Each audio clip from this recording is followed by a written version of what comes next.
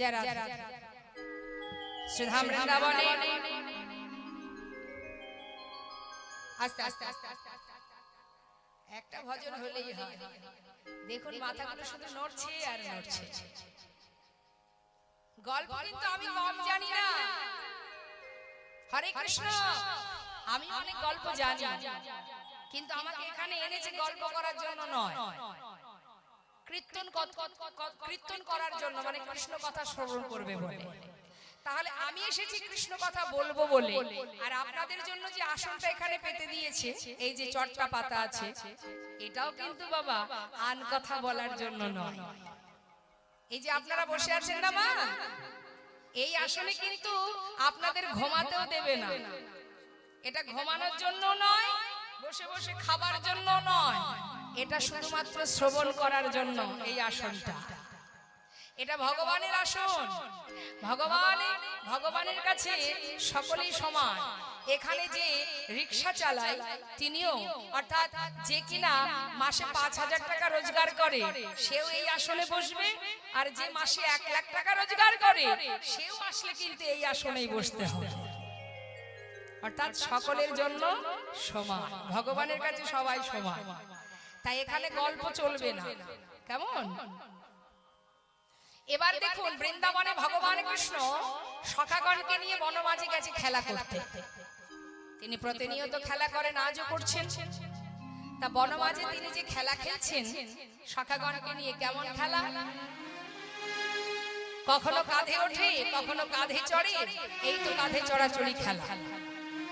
তা সখারা বলছে, ভাই শোন, আজকে আমরা আজ যে আমরা খেলা করব, সে খেলাটা হলো আজ খেলে রাম কানাই, আজ খেলে রাম কানাই, খেলে রে আজ খেলে রাম কানাই, আজ খেলে রাম কানাই, শ্রীদাম সদাম সাথে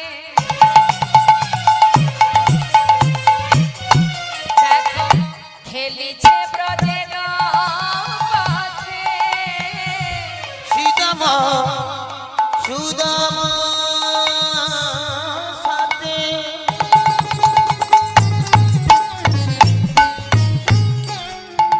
তারা খেলিছে ব্রজের পথে, শ্রীদাম সুদাম সাথে খেলিছে ব্রজের পথে, শ্রীদাম সুদাম সাথে খেলিছে ব্রজের পথে, খেলে কাঁধে করায় আর কাঁধে চড়া, কাঁধে করায় আর কাঁধে চড়া, কাঁধে করায় আর কাঁধে চড়া, খেলে কাঁধে করায় আর কাঁধে চড়া, আনন্দের সীমানা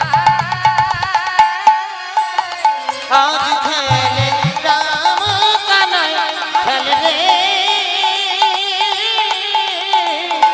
আজ খেলে রাম কানাই, আজ খেলে রাম কানাই, তপন তনাইয়া তীরে।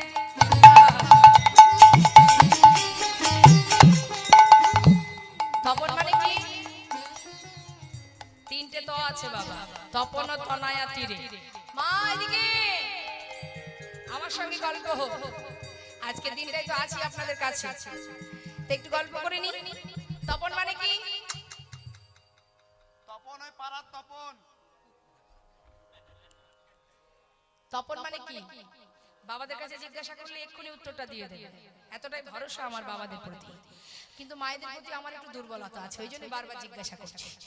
কি গো মা, তপন মানে কি?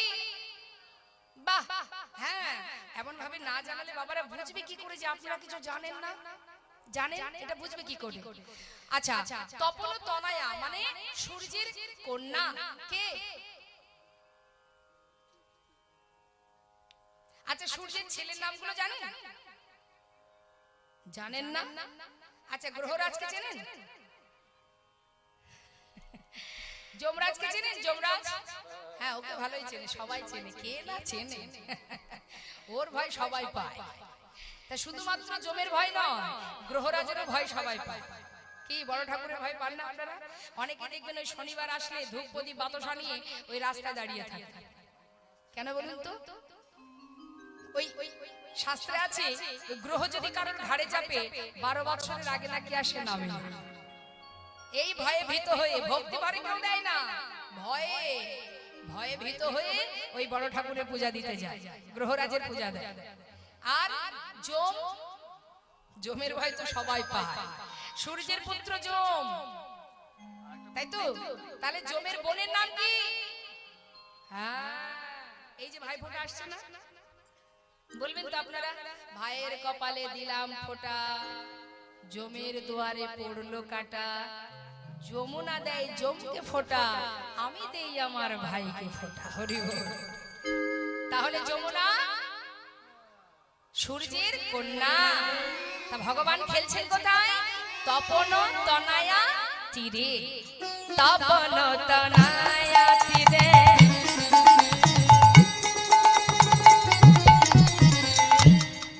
খেলে সমবয় সখা শনে, তপন তনয়া তীরে।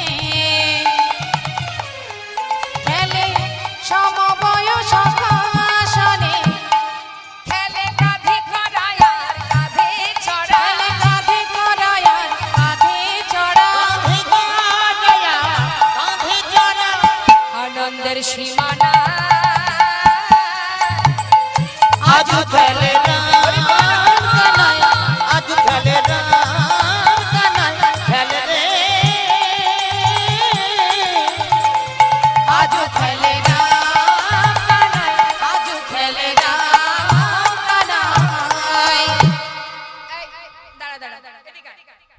প্রতিদিন একই খেলা ভালো লাগে না ভাই, আজ একটু অন্যরকম খেলা হলো।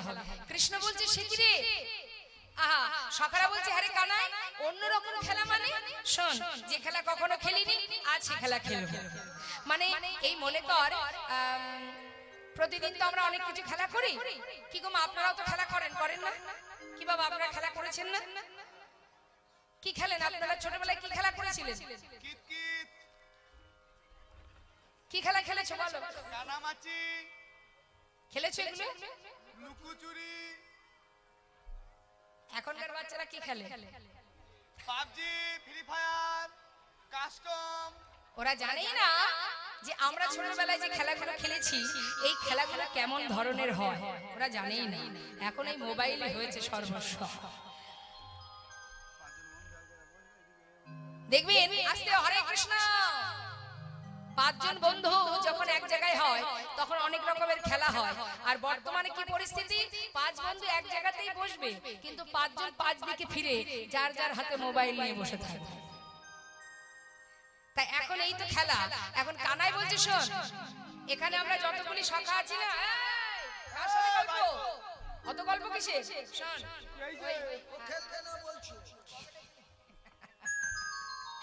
খেলবে না, যে খেলবে না খেলবে না। আমরা এখানে যতগুলি সখা আছি ততগুলো পাতা তুলে নিয়ে যা।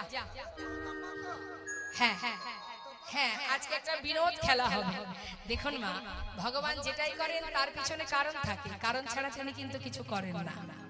তা আজকে যে তিনি খেলছেন এর পিছনেও কারণ আছে। তুলেছো বাবা?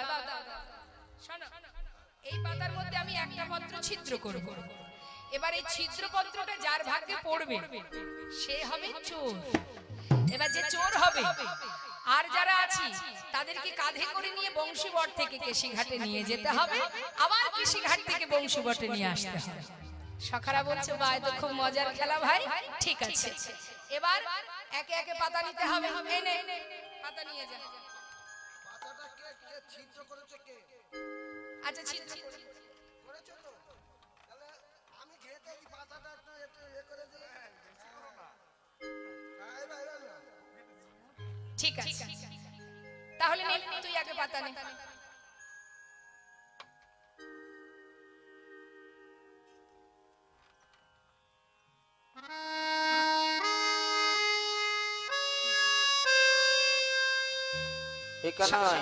সবার হাতে পাতা, সবাই পেয়েছো? কানাই রে, আমার ভালো পাতা পড়েছে।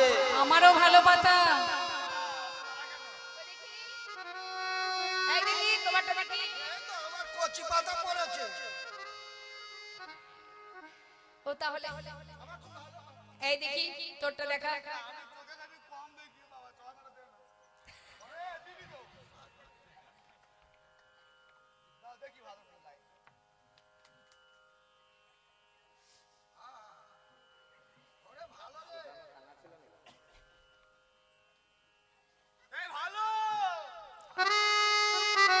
সবারই ভালো কথা পড়েছে। হ্যাঁ আমারটাও ভালো পড়েছে। সবারই যদি ভালো পড়বে তাহলে ছিদ্রপত্রটা কার তাই ভাগে তো, তাই তো। কার ভাগে পড়লো? হ্যাঁ আমার কি ভগবানের লীলা দেখুন মা, বেছে গুছে ছিদ্রপত্রটা নিজের কাছে রেখেছে, কি মধুর লীলা তার। হ্যাঁ রে, আমার তো ভালো পাতায় পড়েছে রে।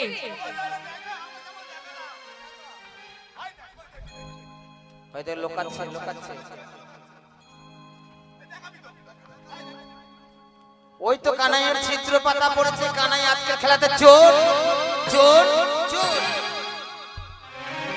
সখাগণ বলে উঠলেন, তুই বিনে চলতে হবে ভাই, তুই বিনে চলতে হবে ভাই, তুই বিনে চলতে হবে ভাই, তুই বিনে চলতে হবে ভাই। দামনের ননি চোরা তুই বিনে চলতে হবে ভাই, দামনের ননি চোরা তুই বিনে চলতে হবে ভাই।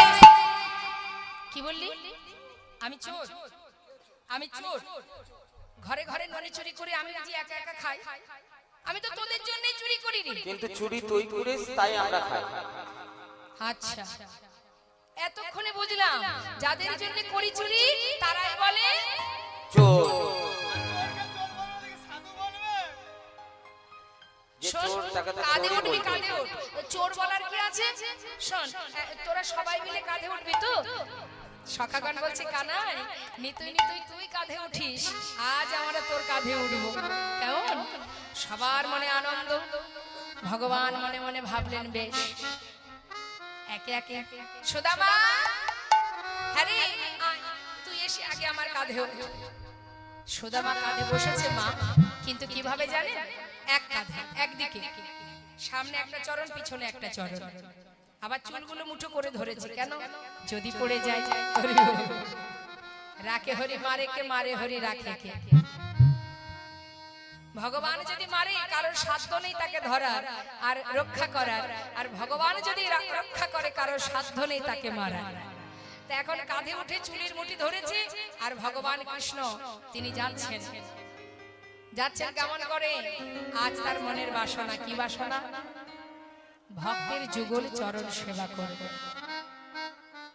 আমরা জানি যে ভক্ত ভগবানের চরণ সেবা করে, কিন্তু আজ কিন্তু মা উল্টো গতি। আজ স্বয়ং ভগবান নিজে ভক্তের চরণ সেবা করবে। তাই সেবা করছে কিভাবে দেখুন। সুদামারে লইয়া কৃষ্ণ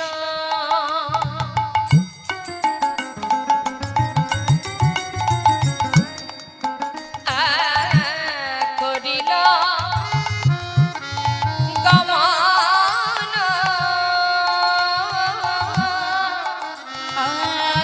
সুদামারে লইয়া কৃষ্ণ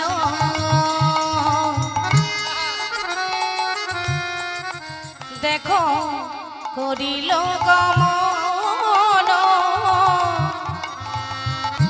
পকয়ম্র বৃক্ষ তলে আসিয়া দাঁড়ালো আজি।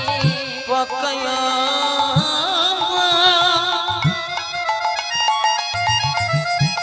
ওই নদী তলে আসিয়া দাঁড়ালো। মন্দ মন্দ সেবা করে, মন্দ মন্দ সেবা করে। আজ ভক্তের চরণ সেবা করবে মনে মনে বাসনা, কিন্তু ভক্তের একটা চরণ পিছনে আছে তো মা, সেটা যদি সামনে না পায় সেবা করবে কি করে? তাই গোবিন্দ বলছে, সুদামা এক কাজ কর ভাই, তোর পিছনে চরণটা আমার সামনে দে, আমি যদি চরণ দুটো চেপে ধরে দৌড়াই তুই আর করবি না। ভগবান কৃষ্ণচন্দ্র আমার বুদ্ধি করে পিছনের চরণটা, ভক্তের পিছনের চরণটা সামনে নিয়ে এলেন। চরণ দুটো চেপে ধরে আজ আমার গোবিন্দ বুকের মধ্যে ভক্ত চরণ জড়িয়ে ধরে সেবা দিচ্ছে, আর মনে মনে বলছে, ওরে সুদামা রে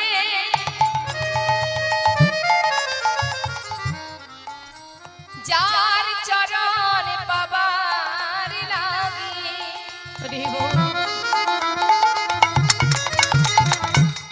কত যোগী মুনি ঋষি পথের পাগল হয়ে যায়।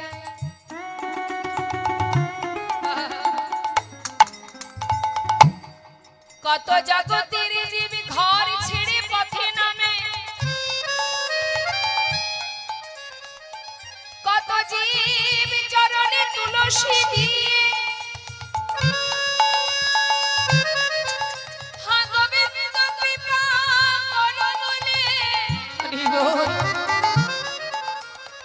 সকলে নয়নে জলে বুক ভাসায় কাঁদে।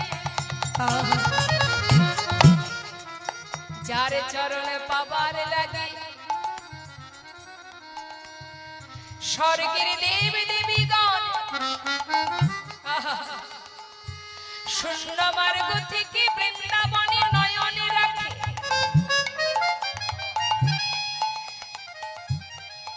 তুমি জানো না সুদামা, আজ আমি চরণ সেবা করে বুঝেছি চরণ সেবাই কি আনন্দ কি বাস। আজ মন্দ মন্দ চরণ সেবা করে, আজি মন্দ মন্দ চরণ সেবা করে। ভক্তের যুগল চরণ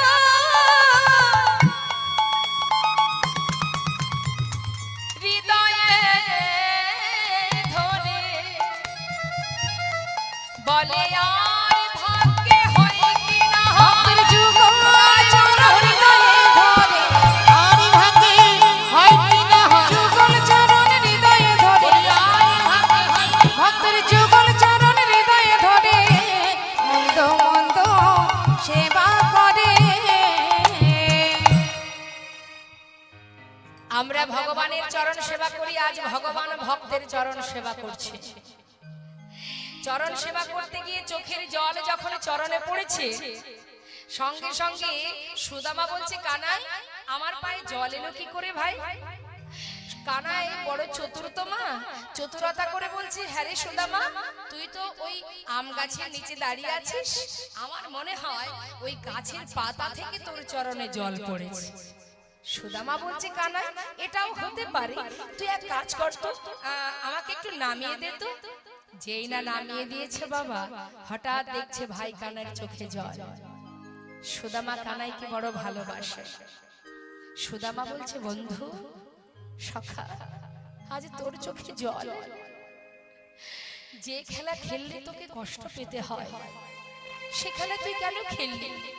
ওরে এই বৃন্দাবনে যত কষ্ট যত দুঃখ আমাদের জীবনে আসুক আমরা সহ্য করতে পারি, কিন্তু তোর চোখের জল সইতে পারি না ভাই, তুই কাঁদছিস কেন? চল এ খেলা আর খেলবো না। সুদামাকে কাঁধে করে নিয়ে গোবিন্দ পুনরায় আবার ফিরে এলেন। আর খেলা খেলছে না মা। এদিকে হলো কি, বৃন্দাবনে প্রতিনিয়ত সখাগণকে নিয়ে এইভাবে আনন্দ করতে করতে দিন যায়। হঠাৎ একদিন মথুরা থেকে কংস অক্রুর দিয়ে পাঠিয়ে দিল বৃন্দাবনে রথ নিয়ে। অক্রুর রথ নিয়ে চলে গেল বৃন্দাবনে। বৃন্দাবনে এসে কানাই বলায় দুই ভাইকে নিয়ে গেলেন মথুরা। আর যখন মথুরায় নিয়ে গেলেন কানাই বলায় দুই ভাইকে, গোটা বৃন্দাবনে কানাইকে হারিয়ে সবাই হাহাকার, সকলেই কাঁদছে, ব্রজবাসী কাঁদছে, মাতা যশোমতী, নন্দ মহারাজ প্রত্যেকে কৃষ্ণ হারা হয়ে কাঁদছে। আর এদিকে সখাগণ তারা আর মাঠে যায় না, বনের ধেনুবৎস তারা তৃণ সেবা করে না।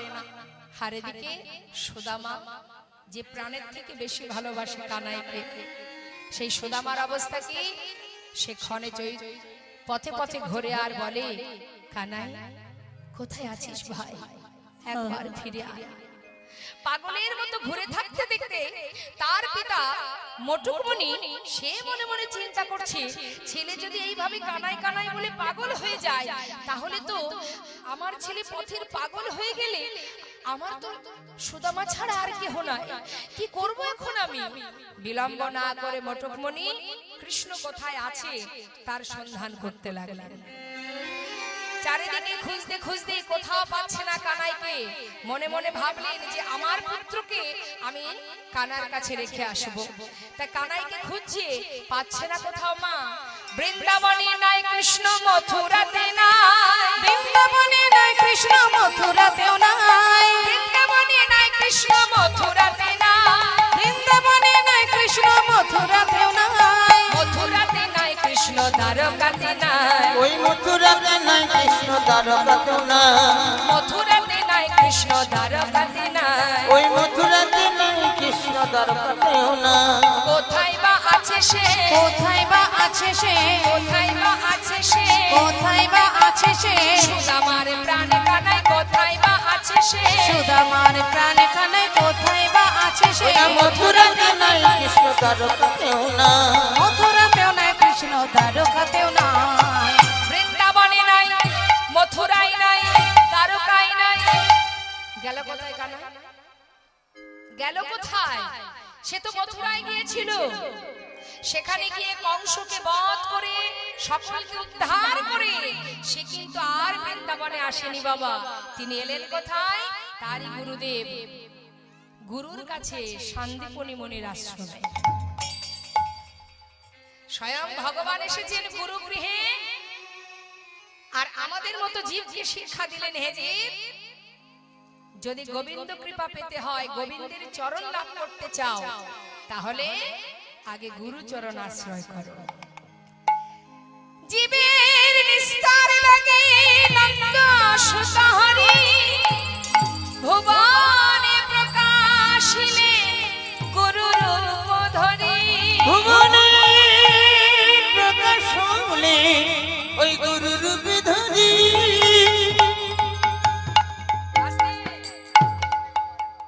জনিতা, এখানে যত ভক্ত আছেন একবার হাত তুলে দেখান, সকলের গুরু দীক্ষা শিক্ষা হয়েছে? হয়েছে তো? সবার গুরু মন্ত্র নেওয়া হয়েছে তো? যাক, মনে আছে তো সেসব? যেদিন শুনেছিলেন সেই দিনই রেখে চলে আসেননি তো? আছে সকলের মনে, ভালো কথা। তা গুরুদেব যে মন্ত্র দিয়েছেন সেটা জপ করতে হবে। আর কৃষ্ণমন্ত্রী যারা দীক্ষিত হন, গুরুদেব তাদের কণ্ঠে তুলসীর মালা পরিয়ে দেন। সকলের গলায় তুলসীর মালা আছে তো? নেই? কি ডাকাতি হয়ে গেল নাকি? তুলসীর মালা কোথায়? দেখুন, কৃষ্ণমন্ত্রী যারা দীক্ষিত তাদেরকে অবশ্যই গুরুদেব তুলসীর মালা পরান। আর তুলসীর মালা যদি আপনি না পরেন, তাহলে ভগবানের সেবায় বৃথা হয়ে যাবে। জেনে রাখবেন, তুলসী না থাকলে ভগবান কোনো কিছুই গ্রহণ করেন না। আপনি যখন ভগবানকে ভোগ দেবেন, তার উপরে তুলসী পাতা দিতে হয় তো বাবা। তাহলে তুলসী পাতা না দিলে তো ভগবান সেবা করেন না। এখন ভোগটা দিতে যাচ্ছে কে? আপনি। আপনি যখন ভোগ নিবেদন করতে যাবেন, তাহলে ভোগ নিবেদন করার আগে আপনাকে তো ভগবানের চরণে প্রণাম করতে হবে। আপনি যখন প্রণাম করবেন, নিজেকে নিবেদন করবেন, তার নিজেকে নিবেদন করার সময় আপনার অঙ্গে যদি তুলসী না থাকে, ভগবান তো আপনাকেই গ্রহণ করবে না। আর আপনাকে যদি গ্রহণ না করে, তাহলে আপনার দেয়া ভোগ কি করে ভগবান সেবা করবে? তুলসী ছাড়া তিনি কিছুই গ্রহণ করেন না। তাই তুলসীর মালা কণ্ঠে পরিধান করতে হবে, আর গুরুদেবের দেওয়া মন্ত্র সদা সর্বদাই প্রতিনিয়ত জপ করতে হবে। এখন ভগবান কৃষ্ণ তিনি গেছেন গুরুগৃহে, শান্তিমুনির আশ্রমে।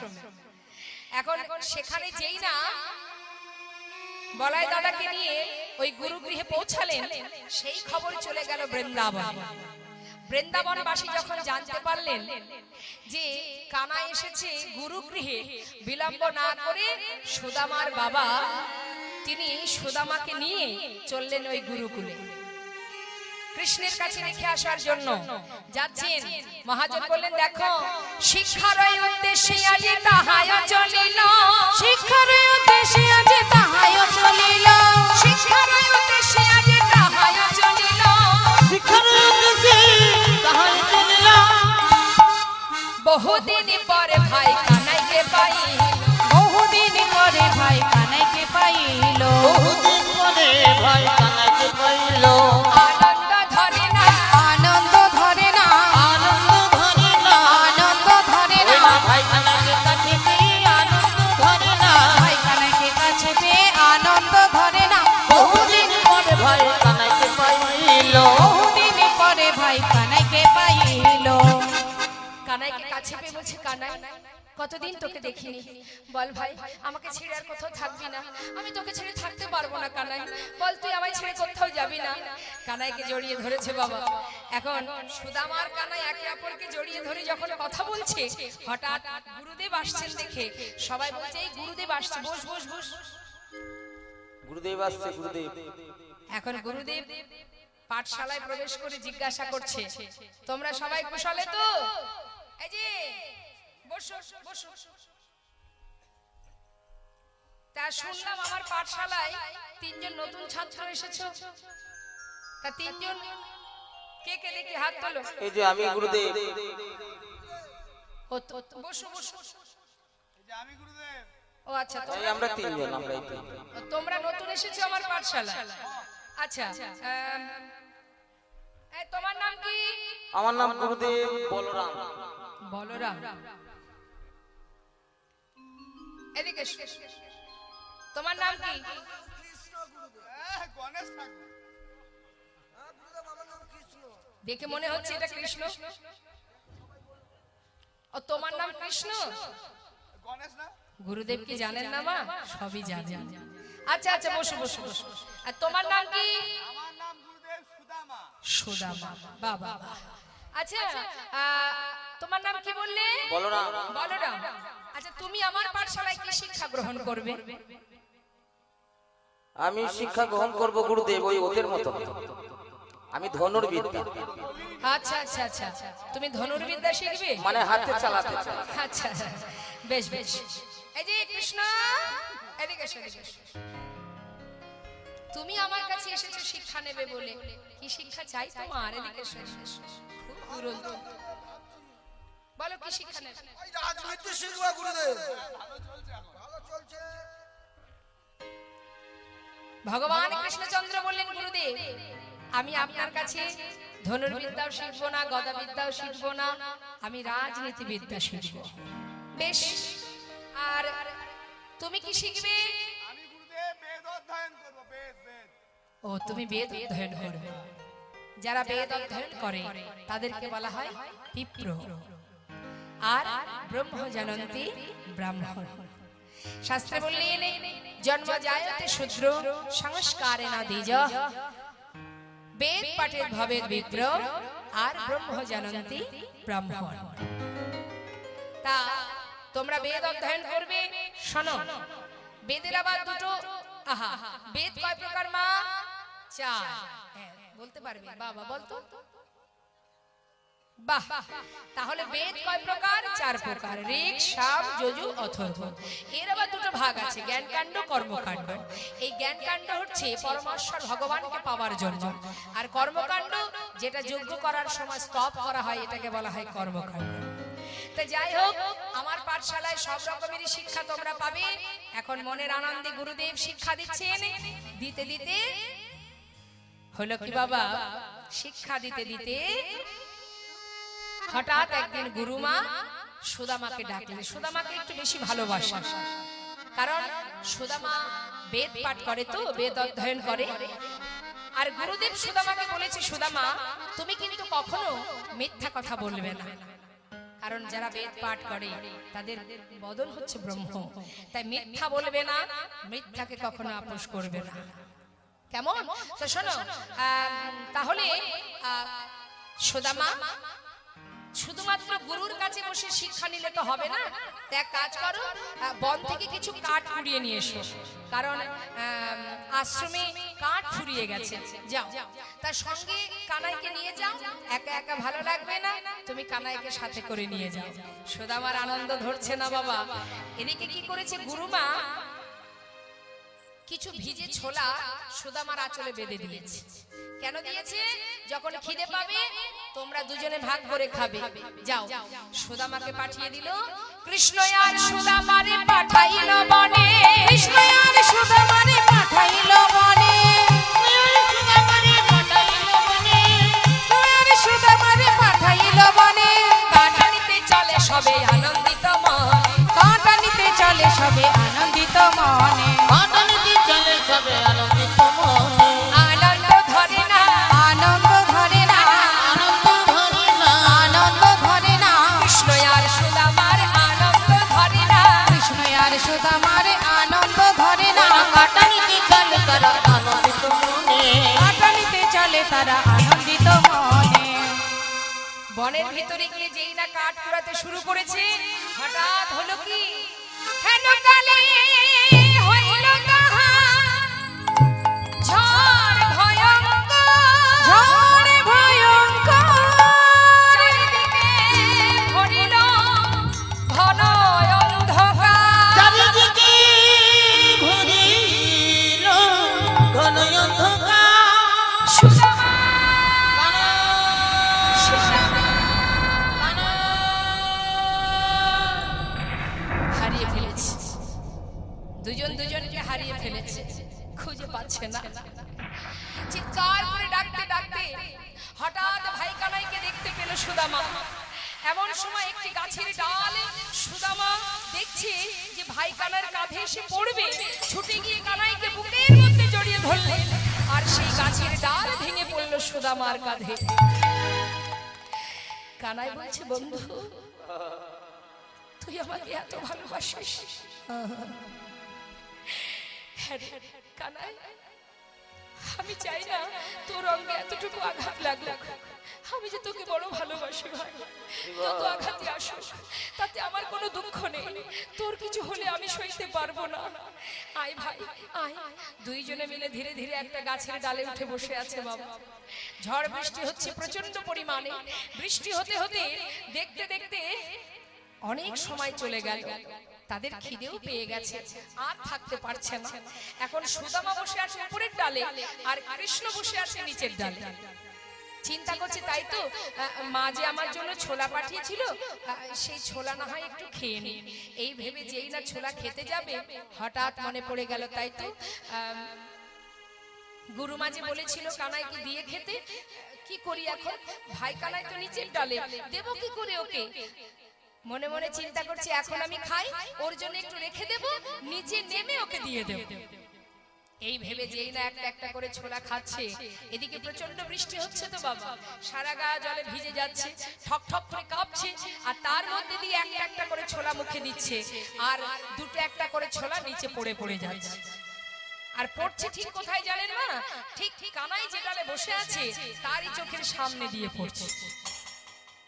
কানাই দেখছে সুদামা ছোলা খাচ্ছে, কিন্তু তাকে দিচ্ছে না। কানাই চিন্তা করছে, ও বন্ধু তুই একা একা ছোলা খাচ্ছিস? মা যে বলেছিল দুইজনে ভাগ করে খেতে, আমাকে দিলি না। মনে মনে ভাবছি। হঠাৎ কিছু সময় পর কানাই বলছে, সুদামা বন্ধু, গুরুমা যে তোর কাছে ছোলা পাঠিয়েছিল আছে তো? আমার প্রচন্ড খিদে পেয়েছে, একটু দে না ভাই। সুদামা হঠাৎ আঁচলে দেখছি, সর্বনাশ, একটা ছোলাও তো নেই। এখন আমি বলবো কানাইকে কি? কি বলা যায়? মিথ্যা কথা বলেছিল। কি? এই কানাই, জানিস ভাই, একটা ছোলাও না আমার আঁচলে নেই। সে কি হলো? আরে কি আর হবে, আমি নিজেই জানি না। আমার মনে হয় বনের ভিতরে কাঠ কুড়াতে কুড়াতে এই ঝড় বৃষ্টির মধ্যে দিয়ে কখন বোধহয় আমার আঁচল থেকে ছোলাগুলো পড়ে গেছে। গোবিন্দ মনে মনে বললেন, বন্ধু আমায় তুমি মিথ্যা বললে তো, এটাই কিন্তু অপরাধ মা। তার কিছু জানতে বাকি থাকে না।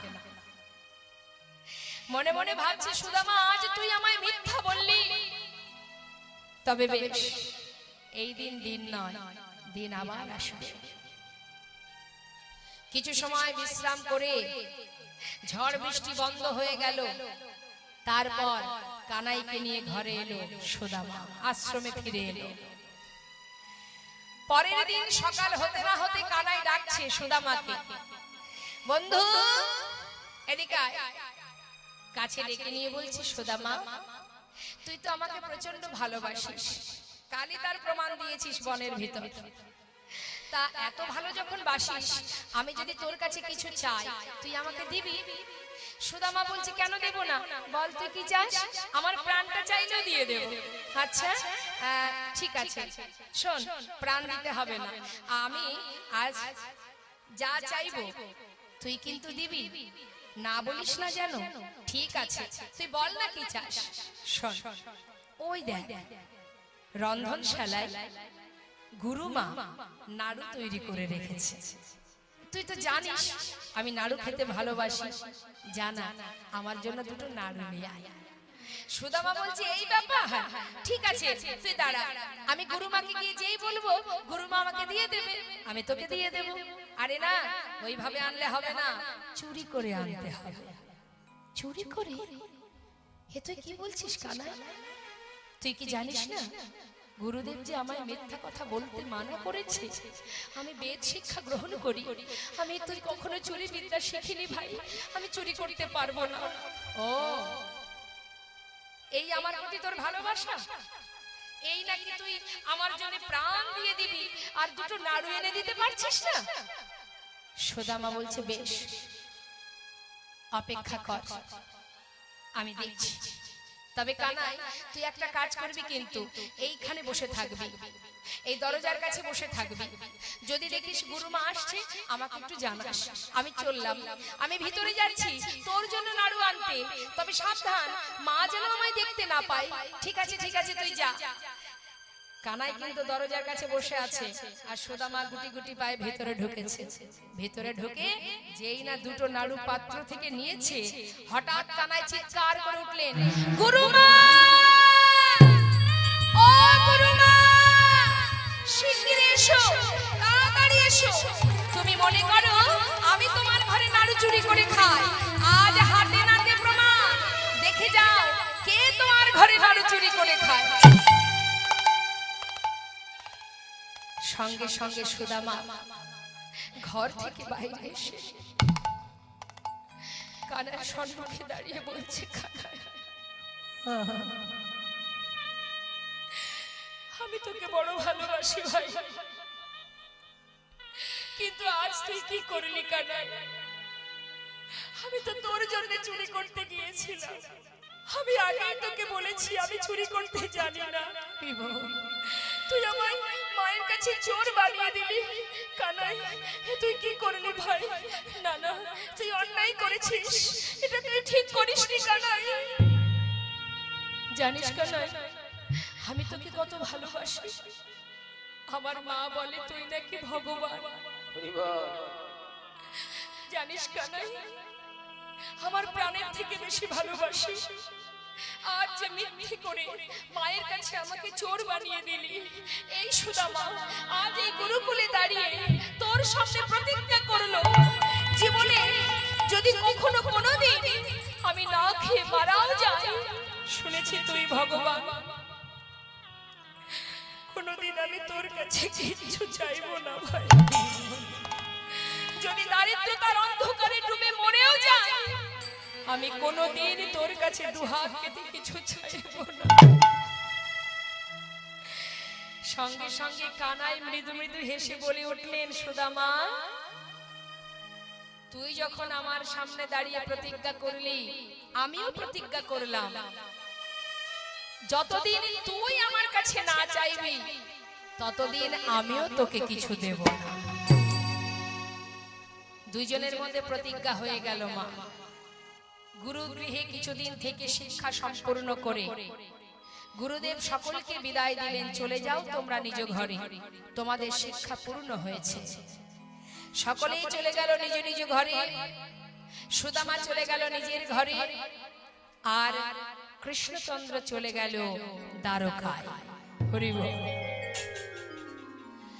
ছেলের উপযুক্ত বয়স হয়েছে দেখে মোটকমণির আনন্দ ধরে না। গোটা পাড়ার লোককে ডেকে ডেকে বলে, শোনো শোনো, এই দেখো তোমাদেরও তো ঘরে ছেলে আছে, কিন্তু আমার মতো ছেলে কয়জন আর আছে? আমার ছেলে মস্ত বড় পণ্ডিত, সে বিপ্র, আমার ছেলের মতো পণ্ডিত আর কেহ না।